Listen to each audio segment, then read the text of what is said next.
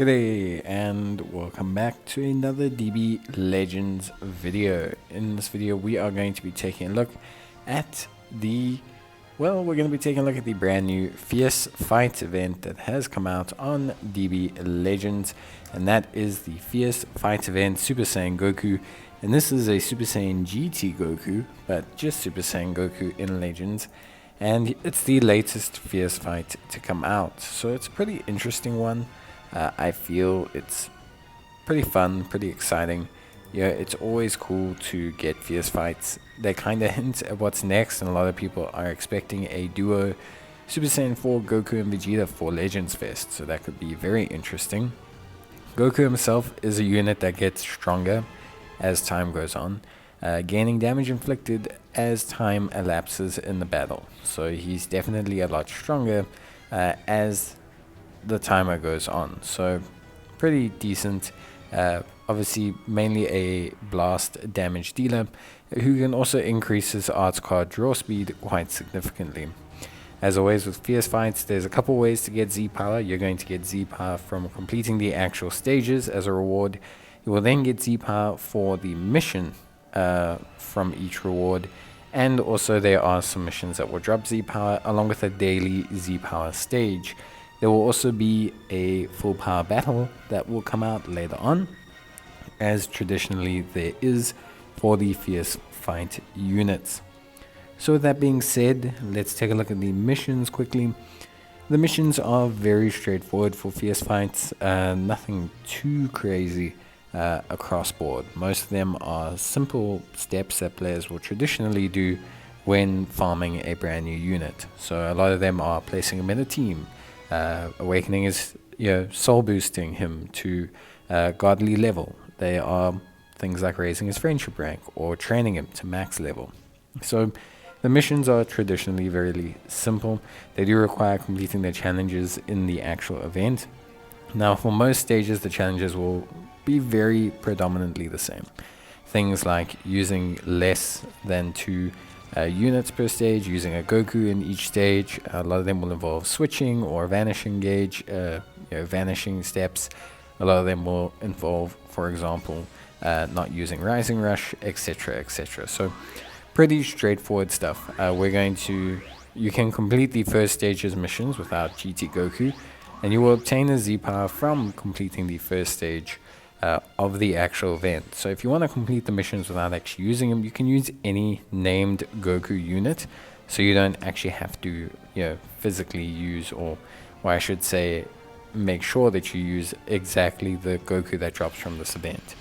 So we're going to complete the first stage, and then we'll take a look at the rest of the stages, and obviously we'll take a look at what's the best route to tackle them before we take on the final 3 stages.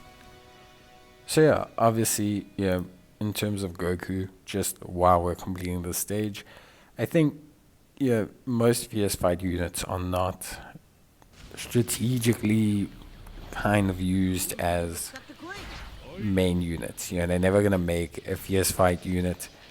There's some surprises. I think Yellow Super Saiyan Trunks was probably one of the bigger surprises, actually being a pretty solid introductory damage dealer. But I think for the most part, most Fierce Fight units are mainly bench units that will provide their team boost, really kind of give you that 33% standard kind of blast attack or strike defense or blast defense, strike attack, etc. kind of bonus that most units will give, if that makes sense. Like, if you look at a lot of the Fierce Fight units, they generally fulfill a more niche kind of role on teams. Like Goku could be exciting as a throw-in damage dealer, but what team is Goku on where he's going to be the priority throw-in last-minute damage dealer? Goku, you kind of want to keep him till the end, get that 70% damage inflicted, which is obviously huge as the battle goes on. But the thing is, at the end of the day, it's not necessarily like the biggest thing when you're looking at Goku as a unit. Do you want to keep Goku with his lower base stats, with his lack of other effects, as your kind of finishing unit, it's a little bit kind of wacky, at least in terms of design. Obviously, there's a lot that I think is really good with Goku. I think Goku as a unit is incredibly like functional. I don't think he's badly designed in the sense that he's unusable. I don't think he's designed in a way that makes me feel like he's not worth farming. I think he's a great bench option. He's a great unit for players who maybe want to start building a GT team, but only really have like 4 or 5 units to really kind of mesh together. You can put him on as that 5th unit, really kind of mesh him well, get a good lead on there from another category, and all of a sudden you might be able to make GT work. I think that's where he lies. Sun family don't really need him. They've got a huge swath of buffs recently, and the red typing's okay.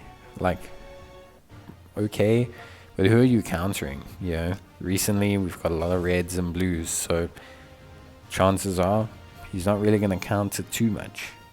It's just a little bit strange in his design, and he's not really a unit that kind of bumps in and supports other units, so it's a bit strange.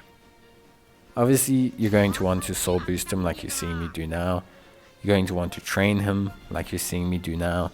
These are important because you want to complete these missions so that you can obviously get the bonus Z power. We're going to slot Goku into the team. I'm going to skip ahead just a little bit, basically to the point where we're at the 3 bonus stages that you get, and then we'll talk about those stages and the missions and everything when we get there. So as you can see, through the power of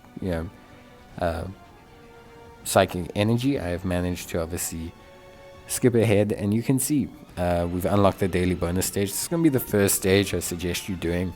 It's going to drop you quite a bit of Z power. It's definitely something you want to get done on the first day, because it's going to unlock it to refresh going forward. If you don't do it on the first day, then you kind of miss out on a couple days, and it can cut you short on some pretty nice timings with the Z power, etc. Just to update you guys on the missions, obviously we've done quite a few of those. It would be best to claim these. You can use these medals that you get from these missions. You can also get these medals from each stage if you skip them. So if you clear them with a gold, you can skip the stages, you'll get the medals as a drop. And the nice thing is you can go and obviously exchange those medals for some Z power for Goku. So you'll see friendship is also a mission. Make sure you do the Let's Fight event as well. It's super duper important. A lot of people ask me, what mission am I missing? It's mainly friendship. It's friendship rank. It's always friendship rank. So try and keep an eye on that. Like I said, these medals are pretty valuable. They will give you Z power, which is always something that we do value. 2000 Z power. It's going to help Goku a lot. So if you're looking to take on these stages, I actually suggest doing this before you do any of the stages. So before you do the daily stage, the equipment stage, or the challenge stage, try and go grab that Z power. But yeah, so in terms of the daily stage, the challenge is super duper simple, nothing too crazy. You do want to complete the challenges so that you can obviously skip the daily stage each day instead of running it yourself. Obviously, you're more than welcome to run it yourself if you want to. It's pretty simple. There's not a lot of spec requirements in terms of the challenge, so you're pretty free to just kind of wail on them, get the Rising Rush, and then kind of just dish it out on him, and you should be fine. He's not too hard as a unit, and it's the best place to start because you will get some bonus Z power, and you can trade that in to really kind of get Goku a little bit further up the chain, to get him to be a little bit more usable, a little bit more functional as a unit, and just to not have such a terrible time. So that's what I would suggest. Obviously, it's up to you. You don't have to prioritize the daily bonus stage, but I think it is the best one to start with because you're going to want that extra Z power for the equipment stage. You're definitely going to want it for the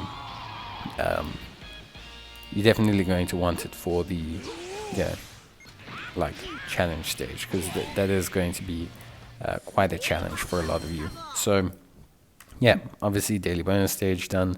Nothing too crazy about these fights. They're irritating because the units hit very hard. The actual fights themselves are not like truly difficult. It's not like you're playing another player or anything. You get the AI cheating, which always happens. You get the lovely bonus of having the AI completely cheat, which is fantastic. And yeah, you basically take it from there. So very, very simple stuff. Next one is going to be for equipment. I suggest you do the equipment one first. Again, similar reason, the equipment's going to help you with the challenge battle. So try and make sure that you do the challenge battle. Then you'll be able, or the equipment battle, then you'll be able to farm the equipment, and you can use that farmable equipment to go and take on the challenge battle. That's the big bonus of doing this. So it's very similar to the Z power you buy from the exchange shop. Try and do these things before you go and take on these other events. It's super important. It will give you a boost. You don't want to lose out on these things. Here, obviously, the missions are a bit different. A lot closer to our standard missions that we had for the event. So stuff like no rising rush, switches, vanishing steps, things like that you're going to need to do. So you just keep that in mind when you are taking on the event. So yeah, obviously the equipment itself is pretty good. It suits Goku, as most of these equipments do. It's actually a pretty good equipment overall. It's actually equipable for Saiyan and GT units, so it looks like a solid bet. Special move damage up by 5 to 10%. Base blast attack damage up by 8 to 20%. Obviously, Goku being a blast unit, this is more blast curated than other equipment would be. But the nice thing is the 5 to 10% health. I think that's always something that helps out, especially when you're dealing with lower level units or units that don't have as high base stats. Getting that extra health, especially for these events where the enemy can have these fake additional vanishing steps and things like that, it does help you out a lot. I personally think in getting through these fights, they tend to be grinds and they tend to be a little bit longer and painful because they don't want your units to do a lot of damage, so they don't, and so you end up relying on one unit for damage. If that unit dies, you tend to have a very bad time. So having Goku survive a bit longer because he's got 10% more health is always going to be something so valuable. So for me, equipment's obviously super duper helpful. You can see here I'm really trying to just obviously focus on having me finish the challenges. They're always going to be something that's quite demanding. They're always going to be something that's going to drain you a little bit, so getting them done is always super helpful, especially for the equipment and the daily mission. Getting the challenges done for the challenge stage doesn't really matter. Like, it does, but it doesn't. Getting the challenges done for the equipment or for the daily bonus stage matter a lot more, because then you're able to farm your Z power. You're able to farm an equipment that's going to help you. That for me is always more important than the challenge stage. Obviously, we have the challenge stage left. Before you take this on, please guys, take the 1000 Z power, the 2000 Z power from the shop. It's going to help you out, increase Goku's stats, increase his Z ability that he's going to give to the team, because he's going to get to 6-star, and then you should be able to have a good time. Remember also, you have to take Goku only, and Goku is going to be running alongside a whole bunch of other units. So you really want Goku to feel the applicability of your team. So however you want to work that, try and work that. Obviously, again, it is entirely dependent a little bit on how everything comes together for you, but try and have everyone cater towards Goku as your lead. That's going to give you a pretty good time overall. I haven't thought too much about this, just testing and seeing how it's going. Traditionally, these are quite tough, so I'm just going to see how the fight goes. We will adjust. I'm going to farm Goku's equipment. I'll probably buy his Z power get him those extra stats, and then we'll take a look at just how good he is there. But yeah, fierce fights, they are valuable. I do suggest doing them. Free units are always great, and especially when they boost an upcoming category like most of them seem to do, I think they are always valuable. As you can see, don't be scared to switch in your units. Yes, they probably aren't going to do damage. That is very apparent. But you can, of course, work on having Goku be the focal point rather than the other ones. That's generally my strategy. I try to have Goku kind of be catered to the most. You generally get through the event quite fine. And so yeah, everything does tend to function pretty well. If I can say anything, I would say always be willing to switch in your characters. That's how you break up the fight. It's how you break up the combo of the AI. And if there's any tip I can give, yeah, the AI doesn't have cover change. It, generally speaking, doesn't have a lot in terms of like cover change, or it doesn't have many other gimmicks. So it's just kind of a raw overpowering that it tends to do to players. So if you can just be a bit more patient and be a bit more calculated with your moves, generally speaking, you tend to come out okay. With that being said, that's pretty much everything you need to know. Obviously, you can see on screen we are currently fighting for our lives in the challenge event. Spoilers, we don't manage to beat it, but we do manage to actually have a pretty good go. I think this one doesn't feel so bad. Goku is a bit more of a damage dealer, so having Goku be this damage dealer, I think, is always a bit more helpful. Having done fierce fights with Yellow Cell, for example, or Yellow Super 17, both of whom aren't really the biggest damage dealing units, I think generally speaking it does pose a little bit of a problem, because when you think about it,